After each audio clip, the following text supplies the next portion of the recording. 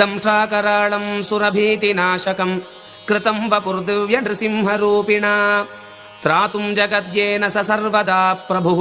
ममास्तु माङ्गल्यविवृद्धये हरिः दंष्ट्राकराळं सुरभीतिनाशकं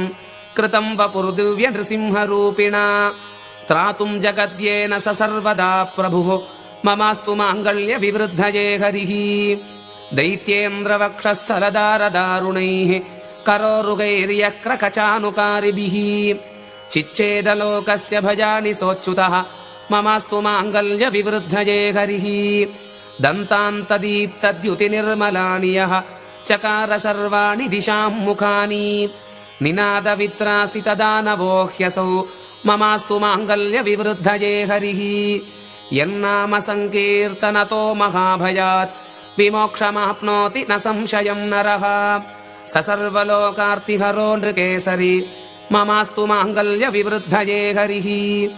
सटाकराळभ्रमणानिलाहताः स्फुटन्ति यस्याम्बुधराः समन्ततः स दिव्यसिंहस्फुरितानलेक्षणः ममास्तु माङ्गल्यविवृद्धये हरिः यदीक्षणज्योतिषिरश्मिमण्डलं प्रलीनमीशन् नरराजभास्वतः